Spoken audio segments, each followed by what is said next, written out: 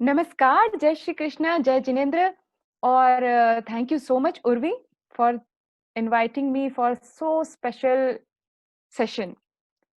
और मेरी भी आप सबसे ये रिक्वेस्ट है कि प्लीज़ अपने वीडियोज़ ऑन रखिए क्योंकि मैं आप सबसे बात करना चाहती हूँ, मैं आप सबसे रूबरू होना चाहती हूँ। सिर्फ़ ऐसा नहीं कि मैं आऊँगी, कुछ बोलूँगी, आप बस ऐसे सुनेंगे। अगर हम एक-दूसरे की आँखों में आँखें डाल के बात करेंगे ना, तो जो उसका मज़ा आएगा ना, उसका फ़ील कुछ अलग होगा। तो बस आप सबसे एक रिक्वेस्ट है कि अपने वीडियोज़ ऑन रखिएगा। अब मैं अपने बारे में बात करूँ कि मैं आरजे मनीषा, वो गुजरात के बाजू में है ना, उदयपुर, वहीं जहाँ आप लोग श्रीनाथ जी के दर्शन करने जाते हैं।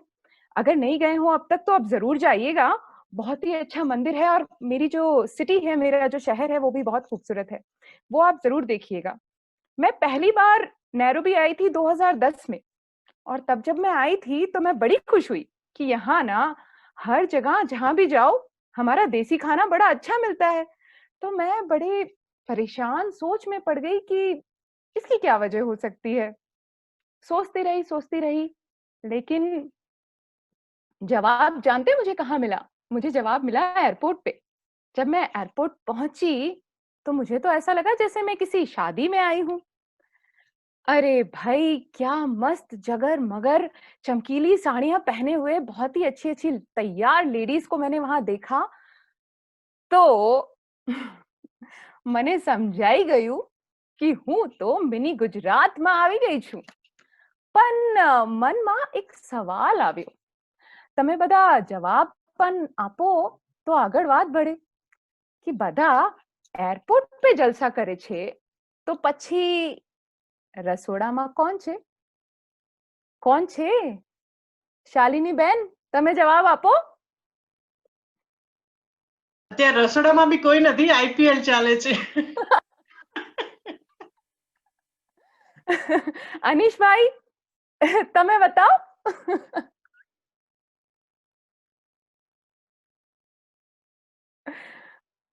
Sorry, I was looking at IPL. I couldn't. I'm not with you. Anyway, I will join in. Give me 5 minutes. No problem, no problem. आप एन्जॉय कीजिए आईपीएल, बट क्या है ना कि इसके बारे में मुझे कुछ पता चल चुका है। और पता ये चला है कि રસોડામાં રાશિબેન છે. સાથ નિભાના સાથિયા સિરિયલ વાળી. રિમેમ્બર? રસોડામાં કોણ છે? કોણ છે? એ રસોડામાં કોણ છે? તો રાશિબેનની बात तो થઈ ગઈ. अब प्रॉब्लम ये है कि मैं गुजरात के बाजू से आई हूँ, इसलिए गुजराती कभी-कभी मेरे पास थोड़ी-सी चली आएगी, लेकिन पूरे टाइम मेरे पास रुक नहीं पाएगी।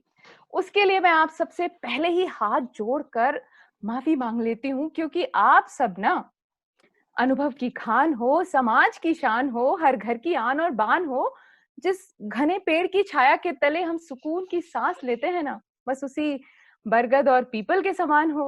यही प्रार्थना है हमारी उस परमेश्वर से, आपकी मुस्कान का सदा खिलता हुआ गुलदान हो। तो अब आप लोगों को कुछ बताना तो मेरे लिए ऐसा है जैसे मैं सूरज को दीपक दिखा रही हूँ। इसलिए आज अपने मन की बगिया से मैं कुछ फूल चुन के लेके आई हूँ अपने इस पिटारे के अंदर और आप सबसे सिर्फ आशीषों की झोली भर के ले जाना चाहती हूँ। लेकिन ये पिटारा तो अभी तक बंद है, इसे खोलना पड़ेगा ना? तो क्यों ना 2 मिनट के लिए हम सब एक साथ अपने-अपने माइक्स अनम्यूट करें और एक साथ कहें, खुल जा सिम सिम। उर्वी बहन, सबको एक साथ अनम्यूट कर दीजिए, हम सब एक साथ बोलेंगे, खुल जा सिम सिम। अब हमारा ये जो पिटारा है ये खुलेगा।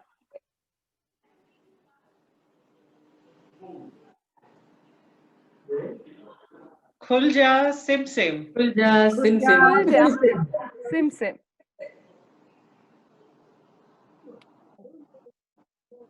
एक बार फिर से खुल जा सिम सिम। खुल जा सिम सिम. खुल जा सिम सिम.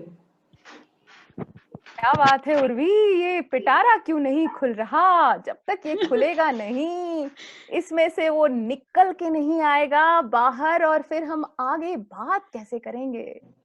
खुल जा सिमसिम। देखो, पिटारा खुल के आ गया है सामने, और अब आप सब अपना माइक फिर से म्यूट कर सकते हैं और हम आगे बात कर सकते हैं। पिटारा, जरा मैं देखूं इस पिटारे के अंदर क्या है, क्या है? सबसे पहले क्या निकल कर आता है, क्या निकल कर आता है? ओ, यहाँ निकल कर आया है एक शेर। शेर, डरिएगा मत, शेर नहीं है कोई, एक शायरी है।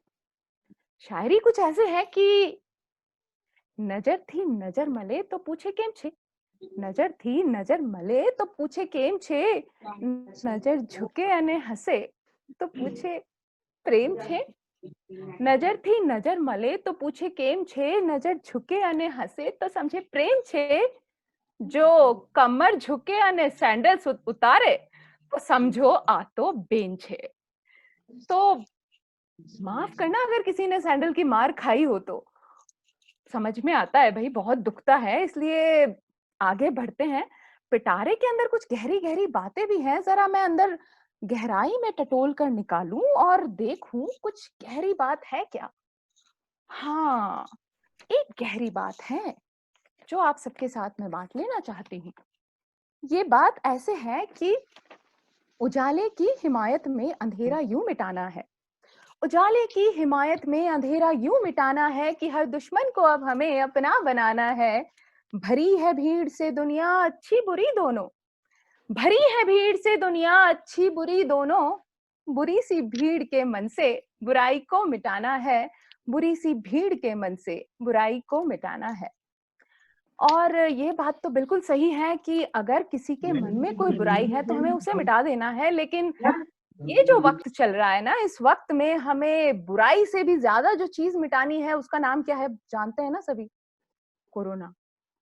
हमें इस कोरोना को मिटाना है। हम लोग तो यहाँ बैठे बैठे घर में भी बैठते हैं तो भी कई बार डर लगता है, और आप सब तो जानते हैं कि इंडिया की हालत क्या है, वहां कितने केसेस हैं। क्या बताऊं मैं आपको, मेरी एक फ्रेंड है, उसका मेरे पास फोन आया, बोली मनीषा क्या बताऊं मैं तुम्हें, ये जो लॉकडाउन खुल गया है इससे डर तो बहुत ज्यादा लगता है, क्योंकि सब कुछ ओपन है और लोग कोई ध्यान भी नहीं रखते। लेकिन जब लॉकडाउन था ना, तब भी तो कितनी बुरी हालत थी, मैं क्या बताऊं तुम्हें, क्या बताऊं। तो मैंने कहा बता तो सही, क्या हालत थी, तूने क्या महसूस किया? तो मुझे कहती है कि तू तो कविता लिखती है ना, तो अगर कविता में लिखे ना मेरी प्रॉब्लम के ऊपर तो मैं तुझे जरूर बताऊंगी। तो मैंने कहा ठीक है भाई, तेरी प्रॉब्लम पे मैं कविता जरूर लिखूंगी। तो उसने मुझे बताया, और फिर चलिए पिटारे के अंदर मैं लेकर आई हूँ वो कविता। तो मैं आपको सबसे पहले वो कविता ही सुनाती हूँ कि एक नॉर्मल हाउसवाइफ ने इंडिया में क्या झेला और क्या फील किया। तो कविता शुरू करूं? आप लोग वो रिएक्शन का बटन है ना, वो दबाकर जरा थम्स अप कर दीजिए, या फिर आपके वीडियोस अगर ऑन है तो जस्ट ऐसे ही थम्स अप दिखा दीजिए मुझे, तो मैं आगे बढ़ूं। Yes, thank you so much. तो अब मैं शुरू करती हूँ अपनी कविता। आत्मनिर्भर भारत की कहे पहले नहीं सोची, आत्मनिर्भर भारत की कहे पहले नहीं सोची, वोकल फॉर लोकल की पोथी पहले नहीं बांची, अजी वोकल फॉर लोकल की पोथी पहले नहीं बांची। हाय दैया चाइना से ये कोरोना ना आता, हाय दैया चाइना से ये कोरोना ना आता, और इस बर्तन चौके में हमको ना घिसवाता, हाय इस बर्तन चौके में हमको ना घिसवाता। सीरियल सारे छूट गए शॉपिंग भी हो ना पाती, अरे सीरियल सारे छूट गए शॉपिंग भी हो ना पाती, हस्बैंड रहते दिन भर घर में जैसे हो बाराती, अजी हस्बैंड रहते दिन भर घर में जैसे हो बाराती, ऊपर से कहते हैं रोज चपाती नहीं भाती, ओ मेरी मास्टर शेफ कभी पिज्जा क्यों नहीं बनाती, अरे ओ मेरी मास्टर शेफ कभी पिज्जा क्यों नहीं बनाती। और फिर उनका यूं चढ़ाना हम पर भारी पड़ जाता, कभी पिज्जा बर्गर तो कभी समोसे है बनवाता, हाय दैया चाइना से ये कोरोना ना आता। मुझे आप लोग बीच बीच में अगर रिएक्शन देंगे तो और भी ज्यादा मजा आएगा, लगना तो चाहिए अगर आपको पसंद आ रहा है या नहीं आ रहा है, क्योंकि आप लोगों ने सबने अपने अपने वीडियोस भी बंद कर दिए हैं, तो अभी मुझे कैसे पता चलेगा कि आप लोग एंजॉय कर रहे हैं या नहीं। फिर मैं अगली बात कहूं जो शायद हम में से कई लोगों ने यहाँ पर भी फेस की है कि मेड हमारी बोले I am working from home, made हमारी बोले I am working from home, धर के सर पे हाथ हम देख रहे हैं व्योम, आज धर के सर पे हाथ हम देख रहे हैं व्योम, और अगले पल से करते क्लीन हमारा होम, हाथ हमारे लगा गलाने साबुन का ये फोम, अजी हाथ हमारे लगा गलाने साबुन का ये फोम। उफ तौबा धो धो कपड़े जी अपना है घबराता, उफ तौबा धो धो कपड़े जी अपना है घबराता, वॉशिंग मशीन ले आने को हर पल है तड़पाता, वॉशिंग मशीन ले आने को हर पल है तड़पाता, हाय दैया चाइना से ये कोरोना ना आता। वोकल फॉर लोकल, अजी वोकल फॉर लोकल, हम तो ये इंडिया में बहुत चल रहा है ना वोकल फॉर लोकल, तो बस उसी बात पे बात है कि वोकल फॉर लोकल हम तो हो गए अब तो भाई, अजी अब तो जल्दी आजा ओ आजा मेरी बाई, अब तो जल्दी आ जाओ आजा मेरी बाई, तुझको देख पुकार रही है बरामदे की काई, और धोने के लिए अब मैं घड़ी डिटर्जेंट लाई, और धोने के लिए अब मैं घड़ी डिटर्जेंट लाई, पार्लर जाने को जी मेरा कितना है ललचाता, पतंजलि का फेस वॉश कितना मुखड़ा चमकाता, पतंजलि का फेस वॉश कितना मुखड़ा चमकाता, हाय दैया चाइना, फेशियल पेडिक्योर मैनिक्योर सब कुछ मुझको करवाना, अजी फेशियल पेडिक्योर मैनिक्योर सब कुछ मुझको करवाना, इन उखड़े बिखरे बालों को नए शेड में रंगवाना, किटी में फिर अपने फैशन का जलवा है दिखलाना, और कहूँ क्या जाकर मुझको पानी पूरी भी खाना, हाय सपने क्या क्या ये दिल मुझको दिखलाता, पर सोशल डिस्टेंसिंग से सब थरा रह जाता, हाँ सोशल डिस्टेंसिंग से सब थरा रह जाता, हाय दैया चाइना से ये कोरोना ना आता। तो भाई मेरी फ्रेंड की फरमाइश थी, मैंने उसके लिए कविता लिख दी, वो बड़ी खुश हुई, और फिर एक हथियार मिल गया उसको अपने पतिदेव को हर वक्त चिढ़ाने का, जलाने का, सुना सुना कर उन्हें दिन भर ताने देने का, तो वो वही करने लगी। अब जब पतिदेव ने ये सारी बातें सुनी तो बेचारे बड़े दुखी हो गए कि दिन भर इनका ही रोना, इनका ही रोना, भाई दुख तो मुझे भी हुआ, तकलीफें तो बहुत सारी मैंने भी झेली हैं। तो भाई उनका मेरे पास फोन आ गया कि साली साहिबा ये आपने ठीक नहीं किया, एक तरफा बात करती हो आप, सिर्फ अपनी दोस्त की तकलीफ दिखती है आपको, मेरी तकलीफ नहीं दिखती। भाई मेरे पास भी तो तकलीफों का एक बहुत बड़ा लंबा चौड़ा खजाना है, मैंने कितना कुछ झेला है आपको पता है। तो मैंने कहा ठीक है जिया जी, आप बताइए क्या क्या तकलीफें हुई आपकी, आप बताइए जरूर। तो बोले कि ठीक है मैं बताऊंगा, लेकिन तुम्हें फिर उस पर भी कविता लिखनी पड़ेगी। मैंने कहा ठीक है मैं लिखती हूँ आपकी प्रॉब्लम। तो भाई मेंस प्रॉब्लम ये हुई कि बोलने लगे वो, उफ ये कैसी रुत है आई छूट गई अपनी रुलाई, अजी उफ ये कैसी रुत है आई छूट गई अपनी रुलाई, घर में ही बंद रहने की काहे नौबत आई, छुट्टी हो तो मौज बनाता, अजी छुट्टी हो तो मौज मनाता, पर काम बहुत ये लाई, हे प्रभु किस जन्म की सजा मैंने है पाई, टूर पे जाना बंद हो गया, कैंटीन का खाना बंद हो गया। जी हाँ, अगर लॉकडाउन नहीं होता तो क्या क्या होता, टूर पे जाना बंद हो गया, कैंटीन का खाना बंद हो गया, कितने ही सुंदर चेहरों से आंख लड़ाना बंद हो गया, ऑनलाइन मीटिंग्स होती है हाथ मिलाना बंद हो गया, घर में पहले मिलने वाला वीआईपी ट्रीटमेंट बंद हो गया, कैसे बताऊं क्या क्या छूटा, अजी कैसे बताऊं क्या क्या छूटा, छूट रही है रुलाई, हे प्रभु किस जन्म की सजा मैंने अभी है पाई, हे प्रभु किस जन्म की सजा मैंने अभी है पाई। रिपोर्टिंग का प्रेशर है बढ़ गया, मीटिंग का मजमा सा लग गया। रिपोर्टिंग का प्रेशर है बढ़ गया, मीटिंग का मजमा सा लग गया, और इस सबके बीच में मेरा झाड़ू और कटका भी लग गया। यस सर कहता जाता घर बाहर के बॉसेस को, यस सर कहता जाता घर बाहर के बॉसेस को। फटी पड़ी है लाइफ की हाय, मैं ये क्या सोचने लग गया। बर्तन धोने की शाम की मेरी बारी है आई, हे प्रभु किस जन्म की सजा मैंने अभी है पाई। शर्ट पहनना याद रह गया, पैंट भूल गया भाई। शर्ट पहनना याद रह गया, पैंट भूल गया भाई। बरमूडे पे भी जचती है देखो मेरी टाई। जूतों पर है जमी धूल, मौजों की सुध न आई। जूतों पर है जमी धूल, मौजों की सुध न आई। स्क्रीन के आगे जमे जमे जाम हो गया भाई। भगवान सुनो पुकार और कर दो कुछ सुनवाई, हे प्रभु किस जन्म की सजा मैंने अभी है पाई, मैंने अभी है पाई।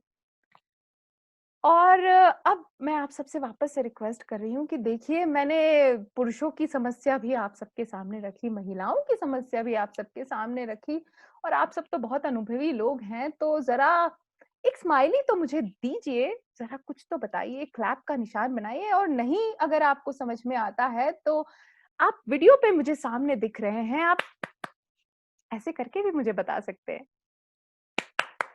हम लोग सब एक बार इधर और एक बार इधर क्लैप करेंगे, और उसके बाद मेरी 2 समस्याएं हैं, उनका हल मैं आप सबसे पूछूंगी। और वो जो हल मैं आपसे पूछूंगी तब भी आप मुझे जस्ट ऐसे करके बताइएगा या फिर उधर लिखकर बताइएगा। तो उर्वी ना उनमें से किसी भी एक को अनम्यूट करेंगी, और फिर हम उनसे पूछेंगे कि मेरी उलझन का हल किसके पास है और किससे बहुत अच्छा हल मिल सकता है। डॉक्टर प्रभा जी भी हैं यहाँ पर, और आई गेस कि उनके पास बहुत अच्छा जवाब होगा।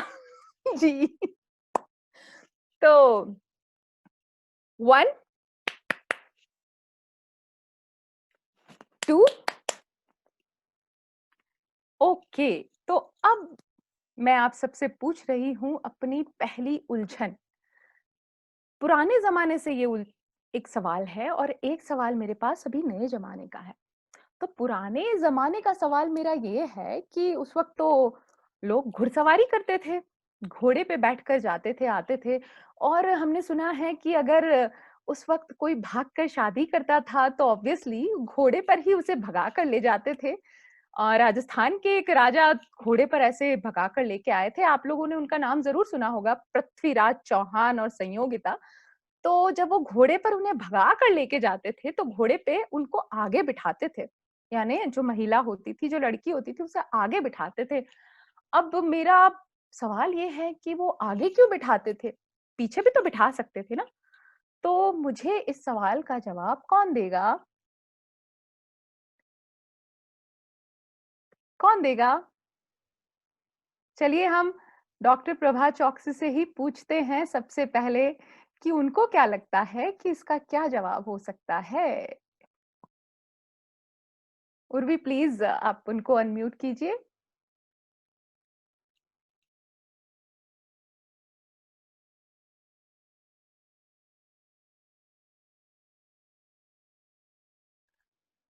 आई गेस आप मिसेस चौक, डॉक्टर चौकसी, आपको अनम्यूट करना पड़ेगा आपके साइड से।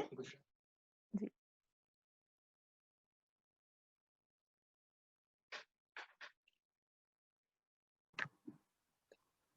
Is it better?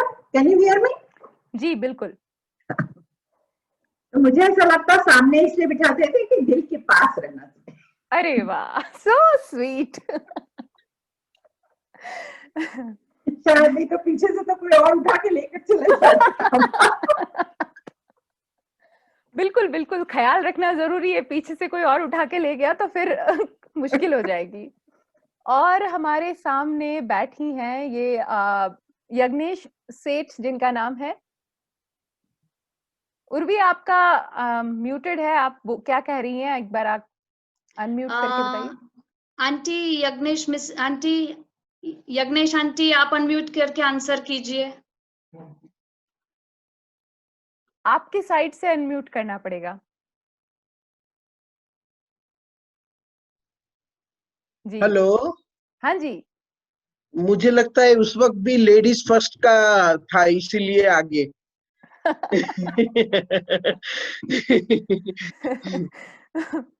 और दूसरा ये भी हो सकता है कहीं और भाग ना जाए।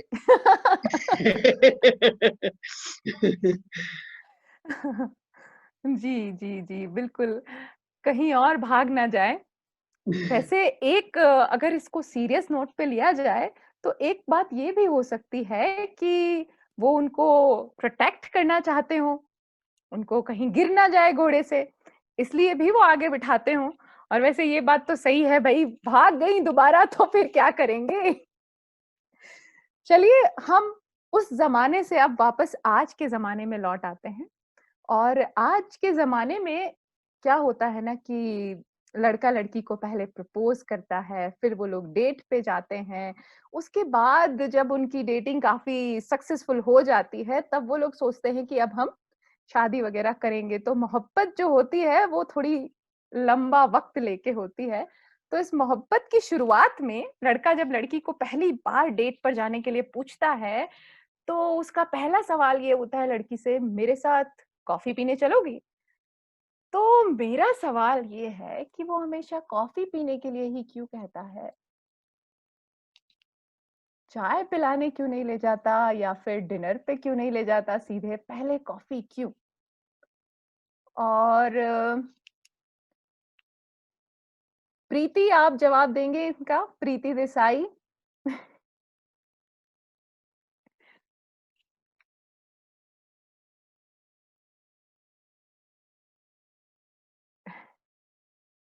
उर्वी आपने अनम्यूट किया प्रीति को? हाँ, तो प्लीज़ आप अपनी तरफ से अनम्यूट कीजिए। प्रीति आपको अनम्यूट करना है। यू हैव प्रीति अनम्यूट कर। हाँ। Yeah. Is it okay now? Can you hear me? Yeah. Yeah. I guess it's an upmarket drink. And also it's a bit more polished and sophisticated. True. Yeah. Anybody has any other option, other answer? Priti, let's. Sudhash. Yeah, I can see Sudha Shah. Maybe we can ask her. Yeah. Sudha Shah, auntie आप छो?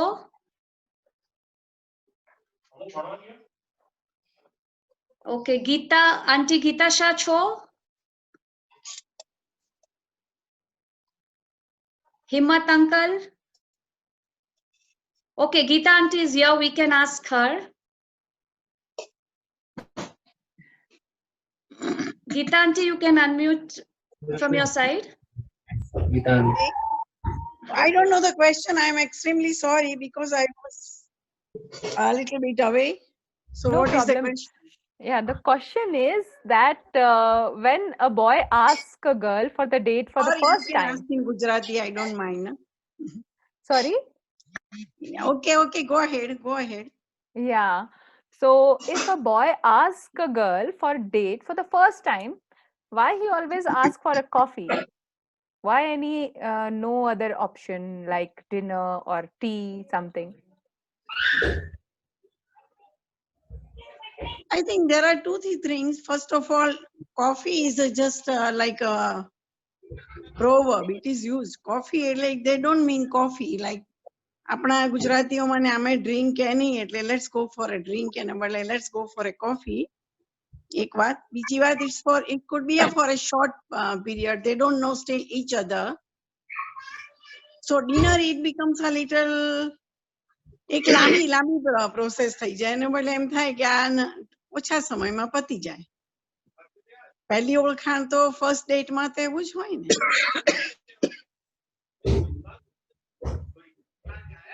तो बस मेरी उलझनों का तो आपने हल दे दिया कि हाँ सही बात है, यही सारे रीजंस हो सकते हैं कि क्यों लड़का कॉफी के लिए लेके जाता है हमेशा। तो चलिए अब हम आगे बढ़ते हैं और आप सबने वो पिक्चर देखी होगी ना, कल हो ना हो।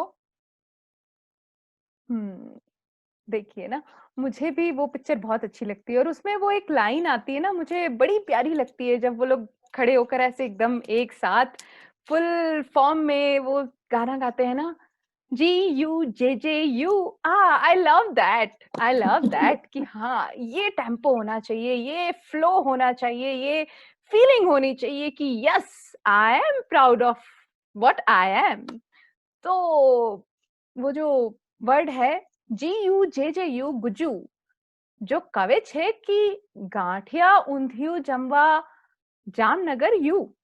પર મારી પાસે તમારા માટે એક પ્રશ્ન છે કે ગાંઠિયા ઊંધિયું જમવા જામનગર જવું પડશે કે અહીંયા નૈરોબીમાં મળી જશે કે નહીં મળી જશે? ચોક્કસ મળી જશે. અહીંયા તો મિની ગુજરાત જ છે, Exactly. તો મળી તો જાશે, પણ જામનગર જેવું મળશે કે નહીં? જામનગર જેવું? ગીતા આંટી સેઇંગ સમથિંગ. વધારે સારું મળશે, વધારે સારું મળશે અને વધારે શુદ્ધ મળશે અને વધારે ડેફિનેટલી વધારે શુદ્ધ અને સારું મળશે. ગ્રેટ. તો જામનગર જેવું મળશે કે અહેમદાબાદ જેવું મળશે? ખાવા में મજા આવશે, ખાવા में તો બધાને મજા આવશે, પણ पिटाराમાં તો ખાવારી કોની વસ્તુ ના? તે તો એક વાર્તા છે, વાર્તા में મજા આવશે? वो क्या है તમારી कि પાસેથી છે તો ચોક્કસ આવશે. हाँ, वो क्या है कि आप सबसे ना हम लोगों ने जरूर कहानियां सुनी होंगी, नहीं तो आपके जो भी घर में छोटे होंगे, कभी आपने अपने बेटे को कहानी सुनाई होगी, बेटी को कहानी सुनाई होगी, और जिसके भी अभी पास में ग्रैंड चिल्ड्रन हैं उन्होंने तो जरूर कहानी सुनाई होगी उनको। और आप जैसे इतने एक्सपीरियंस लोगों को सुनाने के लिए एक छोटी सी कहानी मेरे पास भी है, तो आप सब मुझे एक रिएक्शन देकर बता दीजिए कि मैं कहानी शुरू करूं। तो या तो मुझे थम्स अप का रिएक्शन दीजिए या एक स्माइली दे दीजिए, जो भी है आप लोग। Yes, great. तो मैं शुरू करती हूँ। ये अब से कुछ साल पहले की बात है। लोग मेरी किस्मत पर रश करते थे। क्या नहीं था मेरे पास? बड़ा सा बंगला, नौकर चाकर, अरमानी की जीन्स, गुची का बैग, रोलेक्स की वॉच और वो 4 बंगड़ी वाली गाड़ी। गाना सुना है ना आपने? मैंने 4 बंगड़ी वाली गाड़ी लाई थे, बस वही।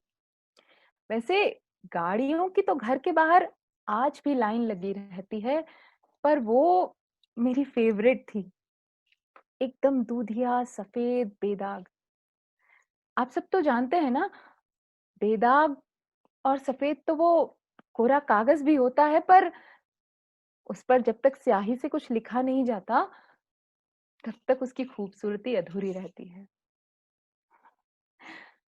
और मुझे शायद वो इसीलिए सबसे ज्यादा पसंद थी, क्योंकि मेरी जिंदगी के कोरे कागज की तरह थी वो।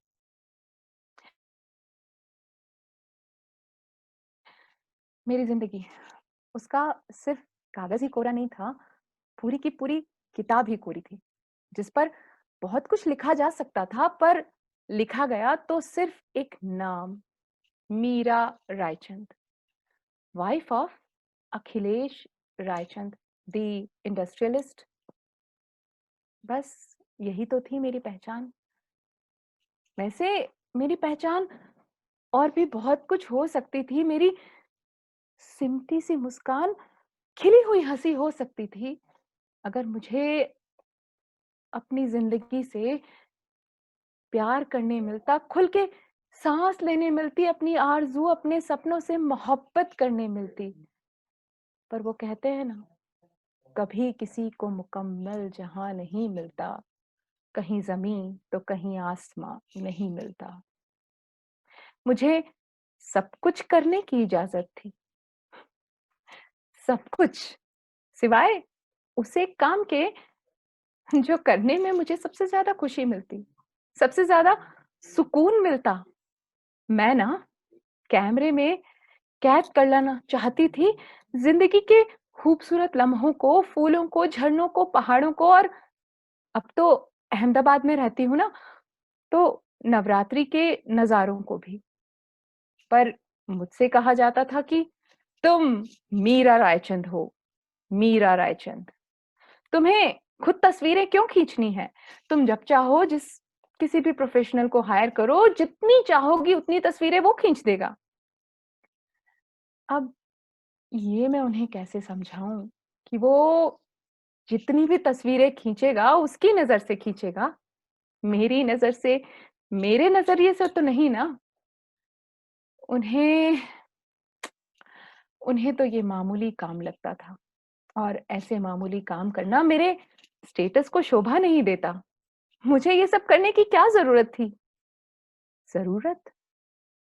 हाँ, एक आम आदमी को जीने के लिए जिन चीजों की जरूरत होती है उससे तो कहीं ज्यादा, बहुत ज्यादा था मेरे पास। कैसे समझाती मैं उन्हें? हाँ, ये एक इजाजत भी नहीं थी मेरे पास उनका नाम लेने की। 7 फेरों के बंधन में बंधकर आई थी मैं उनका साथ निभाने, पर साथ कहाँ, वो कुछ थे जिनकी इजाजत के बगैर मेरा कोई भी काम करना गुनाह था, और मैं वो जिसे उनकी हर बात सर झुकाकर बस मान लेनी होती थी। माँ अक्सर कहा करती थी कि अपने अपने शौक अपने घर जाकर पूरे करना, पर वो अपना घर कहाँ था? अब तक तो नहीं मिला मुझे। वो मेरे पापा का घर था, और ये पति का।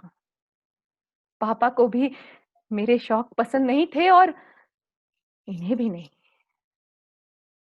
सच है ना, रिश्ते कई बार बेड़ी बन जाते हैं। अक्सर मैं जब किसी पंछी को पिंजरे में देखती तो वो मुझे बिल्कुल अपने जैसा लगता था। उसका और मेरा दर्द बिल्कुल एक सा लगता था। फर्क था तो इतना कि शायद उसका पिंजरा लोहे का था और मेरा सोने का। पर पिंजरा पिंजरा ही होता है। 1 साल होने आया था हमारी शादी को। इस 1 साल में मैं अंदर से पूरी तरह टूट चुकी थी। हमेशा उखड़ी उखड़ी रहती थी। फिर एक शाम इन्होंने बताया कि इनकी बुआ जी यूएस से आ रही है। हाँ, वो क्या है ना, मेरे सास ससुर तो है नहीं, तो सबसे खास कह लो, घर के बुजुर्ग कह लो, इनकी बुआ जी ही हैं। हमारी शादी के टाइम ऐन वक्त पर फूफा जी की तबीयत बिगड़ी और उनका आना कैंसिल हो गया था। पर हमारे घर तो मेहमानों का, रिश्तेदारों का जमावड़ा लग चुका था, तो बुआ जी ने फोन पर इन्हें समझाया और हमारी शादी हो गई। और अब बुआ जी हमसे मिलने, या यूं कहिए मुझसे मिलने, यानी कि नई बहू से मिलने आ रही थी। इस खबर ने मेरी धड़कनें बढ़ा दी थी, मेरी रातों की नींद उड़ा दी थी, मेरे दिल का चैन, सुकून। उफ, कैसी कैसी होंगी बुआ जी? सोच सोच कर ही मेरा दिल बैठा जा रहा था।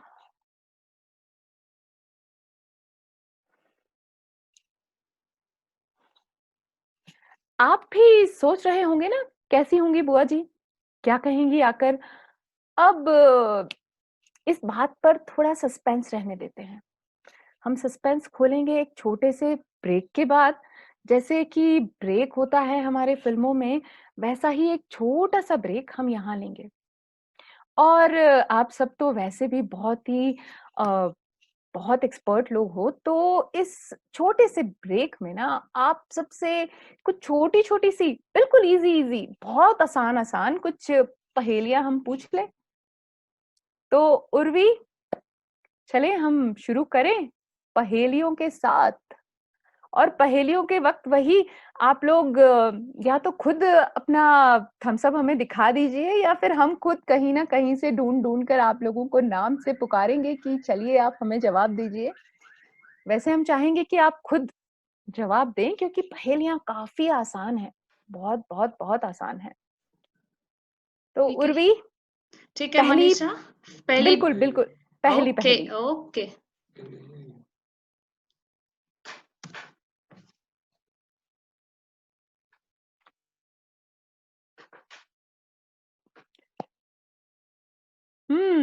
तो पहली पहेली है, वो क्या है जो सुखाने से गीला हो जाता है? आप सबको अपनी स्क्रीन पर गुजराती में भी लिखा हुआ दिख जाएगा।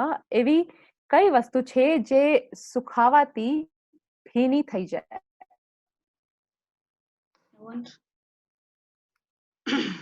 आप कमेंट बॉक्स में भी लिख के बता सकते हैं अगर आपको इसका जवाब मालूम है तो। Chat box. सिर्फ इतना लिख दीजिए कि आपको जवाब देना है, फिर हम आपको बुलाते हैं। सोनल शाह, क्या आपको इसका जवाब मालूम है?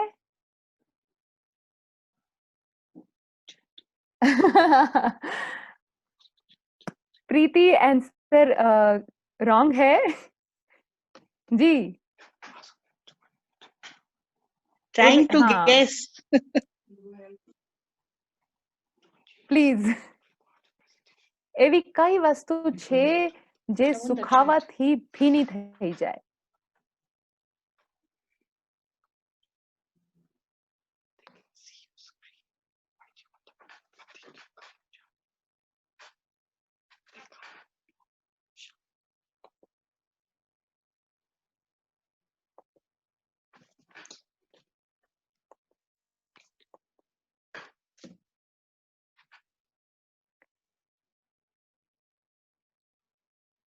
આંટી આપ અનમ્યુટ કરો તમારા તરફથી।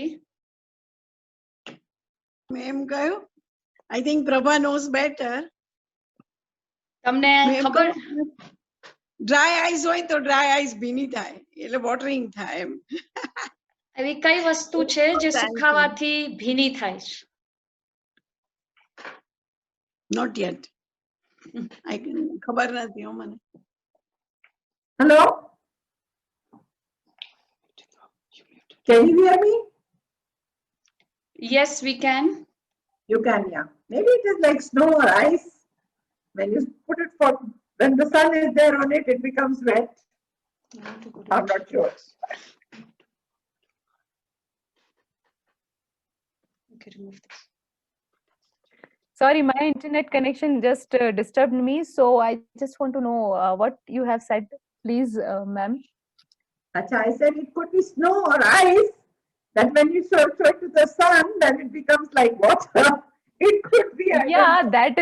that is one thing. Yeah, it happens to that. But as I told you that we use it in the kitchen very often, and in Gujarati kitchen, it's a very useful thing, especially.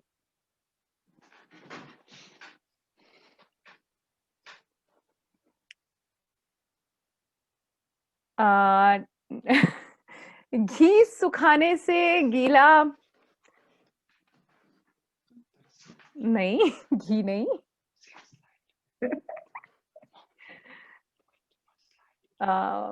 નથી કરવું। चलिए ठीक है, मैं ही बता देती हूँ। वो जो चीज है वो थोड़ी मीठी भी होती है। चलिए एक हिंट और, उसके बाद अगर नहीं आता है तो मैं जरूर बता दूंगी। मीठी होती है वो चीज।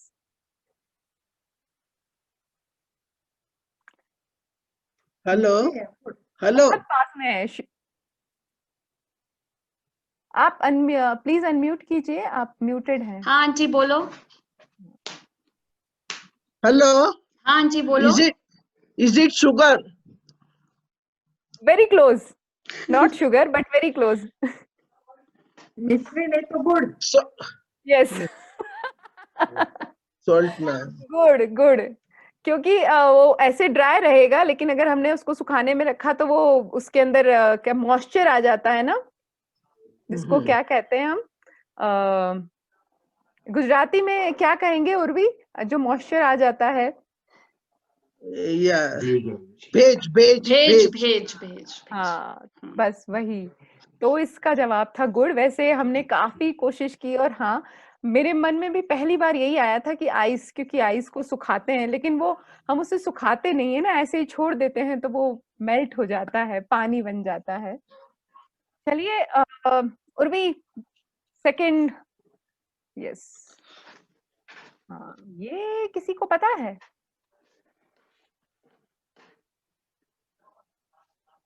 ये थोड़ा जनरल नॉलेज का क्वेश्चन है कि कौन सा जीव कभी पानी नहीं पीता?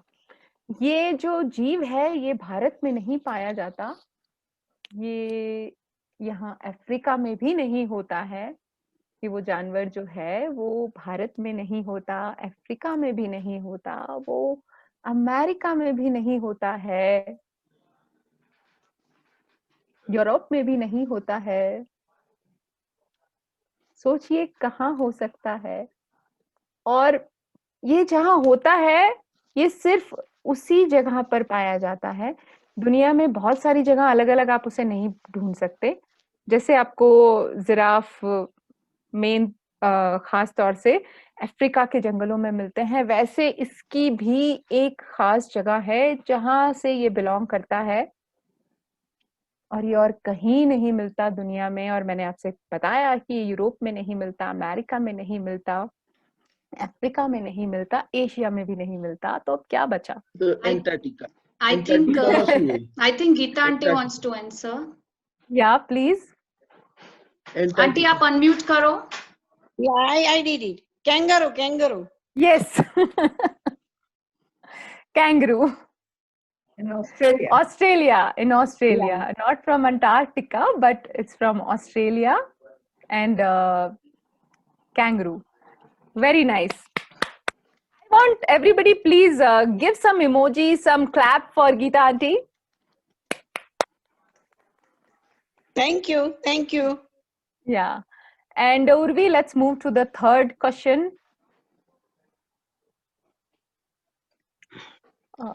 वो क्या है जो हरा है पर पत्ता नहीं, उतारता है नकल पर बंदर नहीं? એવી શું વસ્તુ છે જે લીલું છે પર પાંદડું નથી, જે ચાડા પાડે છે પણ વાંદરો નથી? हेलो, कैन हाँ. I answer? Yes auntie, It is- answer. पोपट, तोता। સાચી વાત છે. Let's go for one more and then we will continue with the story. Yes.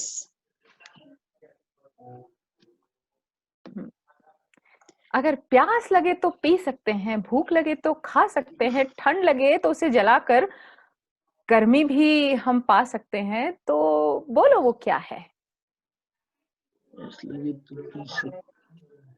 જો તમને તરસ લાગે તો તમે પી શકો છો, જો તમને ભૂખ લાગે તો તમે ખાઈ શકો છો, જો તમને શરદી લાગે તો તમે બાળીને ગરમી પણ લઈ શકો છો. બોલો ઈ શું છે? I knew I forgot. No answer can है?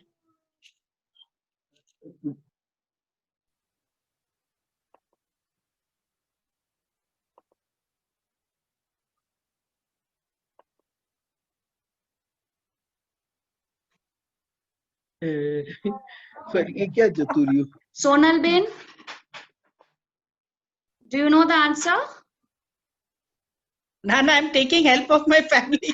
બધા બેટા છે, બધા સરલા આંટી, સરલા આંટી, वो क्या है जो भूख लगे तो खा सकते हैं, प्यास लगे तो पी सकते हैं, और सर्दी लगे तो उसे जलाकर गर्मी पा सकते हैं? મનીષ ભાઈ, दूध. दूध को हम नहीं जला सकते I know. जी। મનીષ ભાઈ, Anish uncle, Mehta, Anish Suresh Mehta uncle, yeah, wants he to, will answer. yeah, Anish uncle, let me unmute him. yeah. Uncle, unmute करो.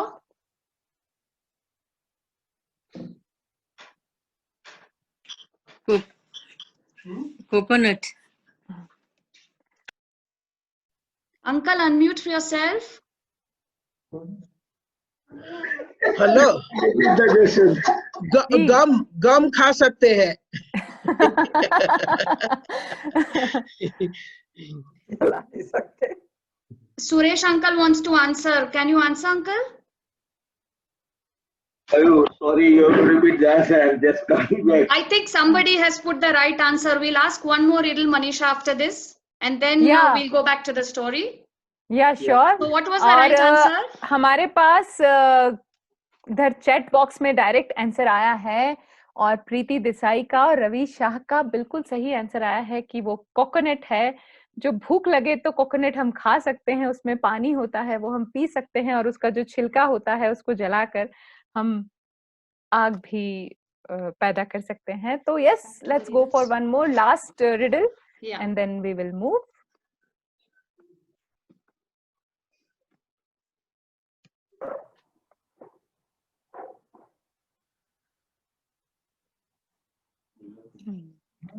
दिखता नहीं पर पहना है, ये नारी का गहना है।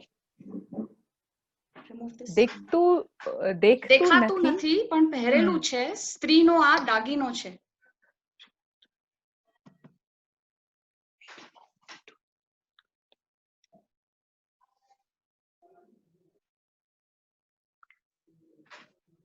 Anybody? Yes, Who? Geeta aunty. Okay, anybody else? Geeta auntie is answering. Anybody else? Uncle, Suresh uncle? Yes, but something related to emotions સાથે પેલું થાય તો શરમ શબ્દ આવી શકે. Dr. Choksi? Not Mrs. Choksi, Dr. Choksi. Does he know the answer? Please unmute yourself. He's a gynecologist, he better know. No, it's nothing to do with gynecology. Dikta nahi? Manisha, can you repeat the riddle? दिखता नहीं पर पहना है, ये नारी का गहना है। मुस्कान। नहीं, वो तो दिखता है। वो दिखता है। वैसे Geeta aunty, let us also take the answer from Geeta aunty. Auntie, please unmute. Ma'am कहूँ लज्जा अथवा शर्म। बिल्कुल सही। सबसे पहले जो अमित पारिक, उनका भी यही जवाब था और आपका भी यही जवाब है और ये बिल्कुल सही है। हालांकि ये गहना ना धीरे धीरे प्रीति देसाई, उनका भी जवाब आया है और इसके अलावा यहाँ काफी लोगों ने जवाब दिया है। यस, मनीष अजमेरा, देन रवि शाह, सुलेखा नागदा पटेल, हार्दिक शाह, प्रीति देसाई और सोनल शाह ने लिखा नजाकत। हाँ, नजाकत शर्म के बहुत आसपास ही है, लेकिन वाकई में शर्म है वो उसका जवाब। हालांकि ये गहना धीरे धीरे थोड़ा थोड़ा विलुप्त होता जा रहा है हमारी आने वाली पीढ़ी के पास से, लेकिन अभी तो है। तो जब तक है तब तक। Manisha, I think they're enjoying. We'll take one more and then Yes. we go back to the story. Sure. Trish, please Yeah, share the we story. have one more. We have many more, but we'll take one more. Yeah, I know. Next one.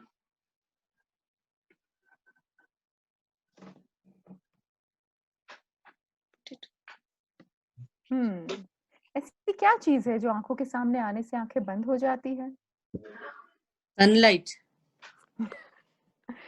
True. Okay, this was very easy. Yes. Let's move on to one more. This was very easy. Yeah. हाँ, ये जरूर। वैसे तो आप लोगों को पता ही होगा कि ऐसी क्या चीज है जो आदमी के लिए बहुत नुकसानदायक है, फिर भी लोग उसे पी जाते हैं। Alcohol. दारू। Very true, very true. लेकिन ये जवाब नहीं है, क्योंकि ये जो चीज है ये अल्कोहल ना पीने वाले भी पी जाते हैं। Poison. गुस्सा, नहीं गुस्सा, उसके बाद इंसान गुस्सा, बचता गुस्सा, नहीं है। गुस्सा। गुस्सा, गुस्सा, बिल्कुल गुस्सा। और मैसेज में लिखा है शालिनी शाह ने और रवि शाह ने लिखा है गम। बिल्कुल, गम भी पी जाते हैं लोग और गुस्सा भी पी जाते हैं। हालांकि जब कहते हैं कि गुस्सा पी जाना चाहिए, अधिकतर यही कहते हैं कि गुस्से को पी जाना चाहिए, कंट्रोल कर लेना चाहिए ताकि चीजें बिगड़े ना, और इसके लिए वो शरीर को नुकसान पहुंचाता है जब इंसान को गुस्सा आता है, पर फिर भी लोग उसे पी जाते हैं। तो उर्वी, हमारे पास और पहेली है या हम कहानी की तरफ आगे कहानी बढ़ें? पे मुड़ो। बिल्कुल, चलिए अब कहानी की तरफ आगे बढ़ते हैं। देखिए क्या होता है जब बुआ जी आती हैं। कैसी हो सकती हैं बुआ जी? विलन, या बहुत प्यारी, या खड़ूस? अच्छा, आप लोग पहले मुझे बताइए, आपके हिसाब से कैसी हो सकती हैं बुआ जी? खड़ूस, Very villain, kind. Very kind? Okay, let's go for that, very kind. तो जो हमारी वेरी काइंड बुआ जी हैं, लेकिन अभी तक जो हमारी मीरा है वो इस बात से अनजान है। तो देखिए कि क्या होता है वो जब मिलती है उनसे। आखिरकार उनके आने का दिन भी आया, और वो भी अखिलेश जब उन्हें एयरपोर्ट से घर लेकर आए, मैंने अपने डर को जब्त करके मुस्कुराकर उनके पैर छुए। तो उन्होंने मेरी बलाइयां लेते हुए कहा, અમારી વહુ તો સોના જેવી છે, ભગવાન કોઈની એને નજર ના લગે। मैं सकपका गई। अब गुजराती बोलनी पड़ेगी, पर मैंने तो इस 1 साल में सीखी ही नहीं गुजराती। मैं क्या करूंगी? तब तक बुआ जी ने मुझे गले लगा लिया और बोली, मुझे बिल्कुल अपनी माँ ही समझना। तो क्या हुआ जो मैं तुम्हारी शादी में नहीं आ पाई? तो क्या हुआ जो मैं तुमसे बहुत दूर रहती हूँ? पहले सोचा था तुमसे फोन पर बातें कर लूं, पर सोचा पहले एक बार जी भर कर देख लूं, फिर फोन पर तो जिंदगी भर बातें होती रहेंगी। अरे, मेरी प्यारी सी बिटिया के लिए एक प्यारा सा छोटा सा तोहफा भी है, ये लो। मैंने इनकार करने की कोशिश की, पर उन्होंने प्यार से मेरा हाथ रोक दिया। तो बहुत खूबसूरत कंगन है बुआ जी कहकर मैंने वो कंगन पहन लिया, और मन ही मन चैन की सांस ली कि हाश, बुआ जी से हिंदी में भी बात कर सकती हूँ। उस दिन पहली बार मुझे अपने उस आलीशान बंगले में घर होने का एहसास हुआ। मेरे चेहरे से तनाव की जो रेखाएं थी थोड़ी कम हुई। मैं मुस्कुराने लगी, पर बुआ जी की आंखों में कोई एक्सरे मशीन थी। दूसरे ही दिन मुझसे पूछने लगी, मीरा, क्या बात है बेटा, तुम्हारी शादी को तो अभी 1 साल ही हुआ है, अभी तो आंखों में चमक और चेहरे पर प्यार की लाली होनी चाहिए। उसकी जगह ये खाली खाली आंखें और उदास चेहरा। तुम दोनों का क्या झगड़ा हुआ है? मैं एक अच्छी पत्नी की तरह झूठ बोल गई कि नहीं नहीं बुआ जी, ऐसी कोई बात नहीं है। बुआ जी भी समझदार थी, उन्होंने भी ज्यादा बात नहीं छेड़ी इसके आगे और बोली, ठीक है, पर क्या मुझे घर में ही रखेगी, कहीं घुमाने नहीं ले जाएगी? पता है तुझे कितने साल बाद अहमदाबाद आई हूँ, मुझे तो भाई पूरा शहर देखना है। अक्षरधाम, कायलाना, फिर मानक चौक में जाकर चाट और जय भवानी का वड़ा पाव भी खाना है। और बहुत सारी शॉपिंग भी करनी है। आखिरी बार तो भैया भाभी के एक्सीडेंट की खबर सुनकर आई थी, और फिर उनकी मौत। मैं भी कहाँ तुझे उदास करने वाली बातें बताने लगी। चाल चाल, अक्षरधाम भी फरमानू चालू करिए, चाल।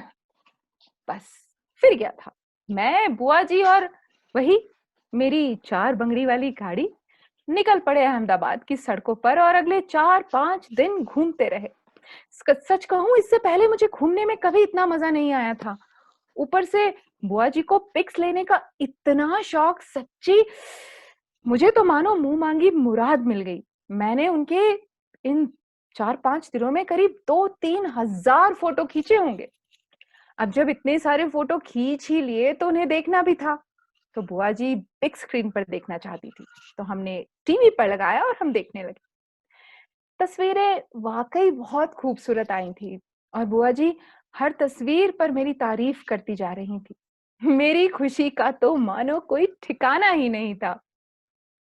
मेरी आंखों में वो चमक देखकर बुआ जी बोली थी, एम, तुम्हें फोटोग्राफी का शौक है और ये मेरा बुद्धू राम भतीजा तुम्हें करने नहीं देता ना? बोलो, है ना यही बात? मैं एकदम से सन्नत की, बुआ जी ने कैसे जाना वो अब क्या कहेंगी? मैं डर गई तो मुझे डरा हुआ देखकर वो बोली थी, डरो मत बेटी, मैं तो तुम्हारे साथ हूँ। और शाम को जब अखिलेश ऑफिस से घर आए तो बुआ जी ने फिर कहा, क्यों रे, इतने दिन हुए मुझे यहाँ आकर, तू मेरे साथ कहीं नहीं गया? हाँ, ऐसा क्या काम है तेरा? चल, आज ना तू मुझे डिनर पर लेकर चल। इतने दिनों से सिर्फ बहू ही मेरी सेवा में लगी है। आज ना तेरी बारी, मैं एक बहाना भी नहीं सुनूंगी। अब बुआ जी को तो ये कुछ कह नहीं सके और बस तैयार हुए और चल दिए उनके साथ। रात बहुत देर तक दोनों नहीं आए तो मैं इंतजार करते करते सोफे पर ही सो गई। सुबह आंख खुली तो खुद को अपने कमरे में पाया। हैरान परेशान सोचने लगी कि मुझे यहाँ कौन लेकर आया। तभी सामने से ये मुस्कुराते हुए आए और बोले, गुड मॉर्निंग।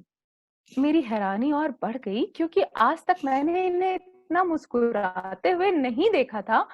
मैं उसी असमंजस में उन्हें ताकने लगी और आज पहली बार वो मेरे पास बड़े प्यार से आकर बैठे और बोले, मीरा, माफ कर सकोगी मुझे? मैं हमारे रिश्ते को वो गरिमा ना दे पाया, तुम्हें तुम्हारा सम्मान ना दे पाया।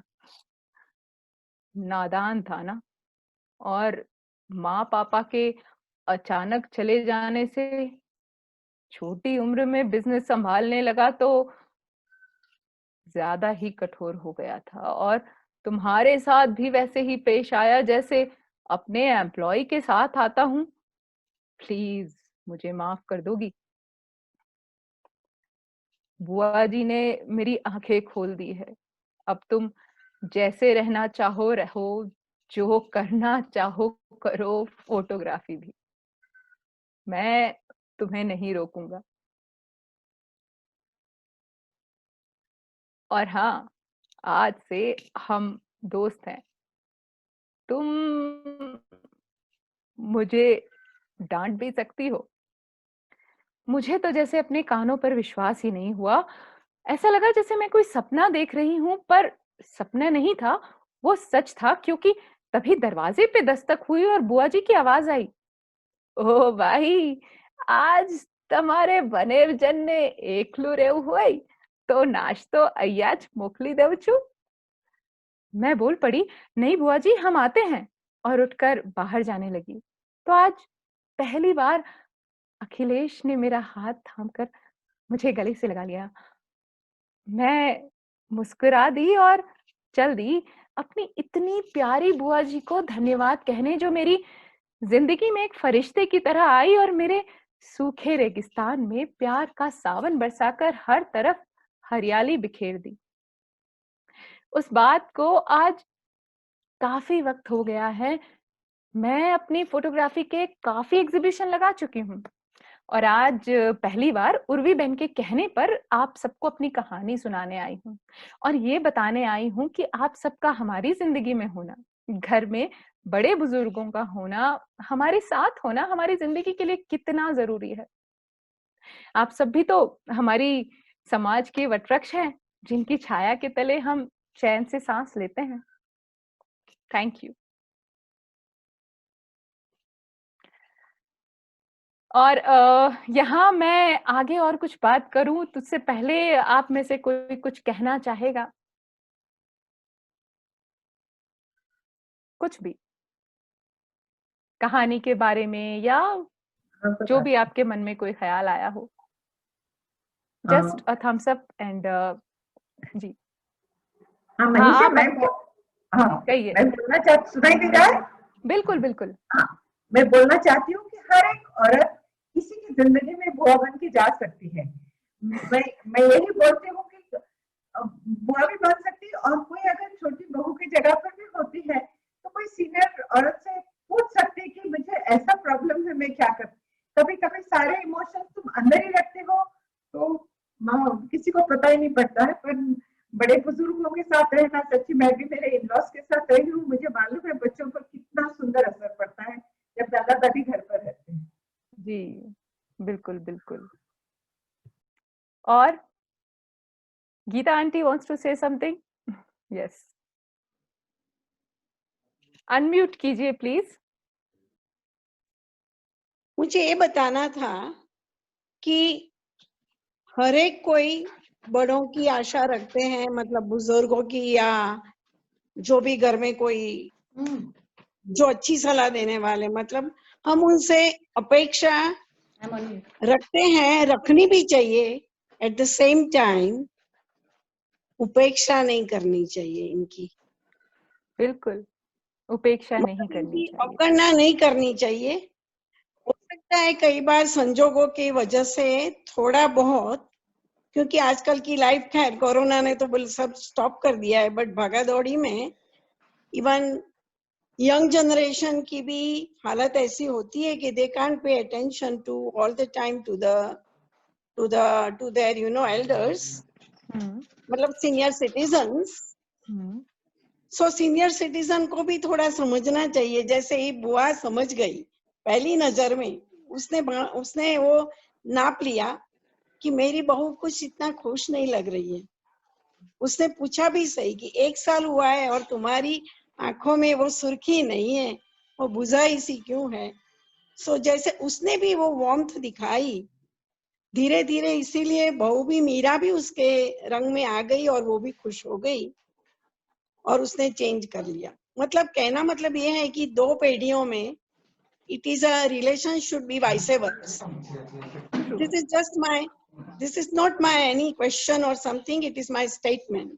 जी बिल्कुल बिल्कुल, आपने बहुत अच्छी बात कही कि हाँ, हमें भी ये बात समझने की बहुत जरूरत है कि जो हमारे बड़े हैं हम उनको इज्जत दें, और हम ये ध्यान रखें कि जैसे आपने अभी कहा कि हाँ, जरूरी नहीं है कि सिर्फ छोटों को ही परेशानी होती है, कभी कोई परेशानी बड़ों को भी हो सकती है और वो परेशानी हमें भी समझनी चाहिए और उसके हिसाब से हमें अपने बड़ों की देखभाल करनी चाहिए, उनकी भी परेशानी हल करने की कोशिश करनी चाहिए। और एक यज्ञेश सेठ, ये आंटी भी कुछ कहना चाहती थी। उर्वी, आप इनको भी प्लीज अनम्यूट कीजिए। हाँ, मैं ये कहना चाहती थी कि आपने इस टाइम में बहुत अच्छी कहानी सुनाई कि जिससे हमको बहुत अच्छी सीख मिल सकती है।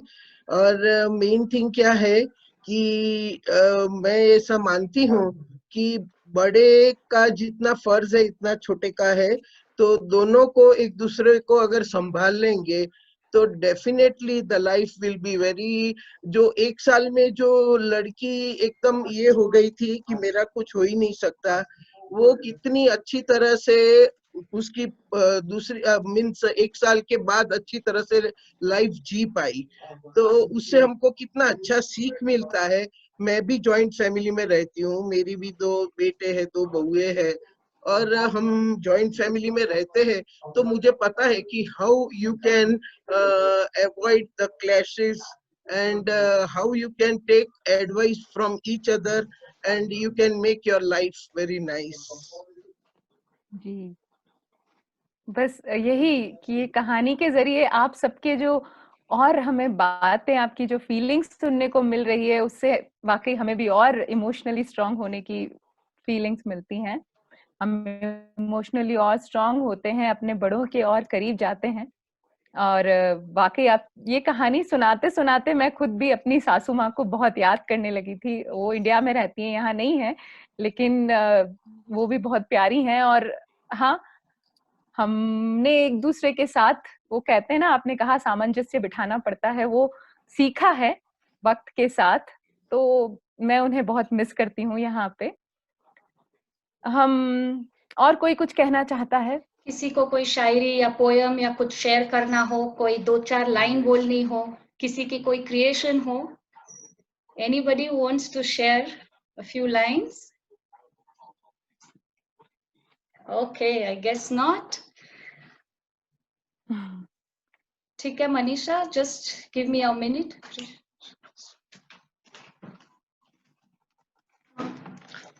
बस तो इसी नोट पे I just want to thank everyone.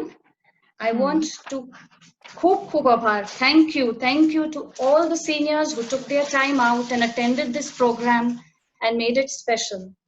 Thanks, and always support us. Keep supporting us.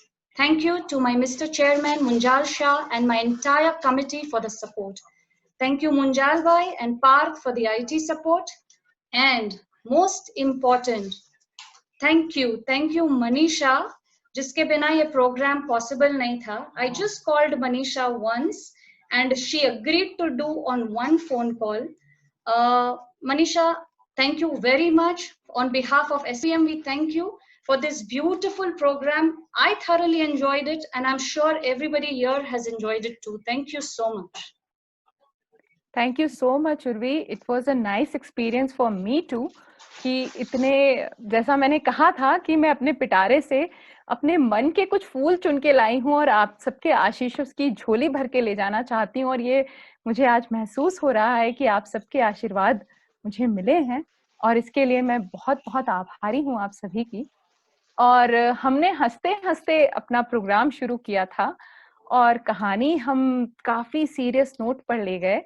और कहानी में हमने ये बात की कि बुआ जी के समझाने के बाद पति और पत्नी बड़े प्यार से रहने लगे। तो यहाँ मैं आप सबके चेहरे पर एक आखिरी बार एक छोटी सी मुस्कान लाने के लिए एक बात कहना चाहूंगी कि हाँ, पति पत्नी बहुत प्यार से रहते हैं एक दूसरे के साथ, लेकिन उतना भी प्यार से नहीं। लड़ाई झगड़े और खट्टे मीठे पल उनके बीच में आते हैं। उसके बावजूद जब कोई कविता लिखी जाती है, शायरी लिखी जाती है, तो बड़ी तारीफों के साथ उन लोगों को ऐसे जोड़ दिया जाता है जैसे हा, प्रेम का सारा स्रोत वहीं बहता हो। तो इस बात पर एक आखिरी शायरी और उस सब के साथ मैं आप सबसे विदा लेना चाहूंगी कि वर चांद अने पत्नी चांदनी होय छे, पर चांद अने पत्नी चांदनी होय छे, वर राग अने पत्नी रागनी होय छे, खोटी खोटू वाता लखवा वाला कवि, तारी जिंदगी कटी पतंगनी डोरी होय छे। तो अगर आप सबकी चेहरे पर एक मुस्कान आई हो तो उस मुस्कान के साथ Manish, thank you.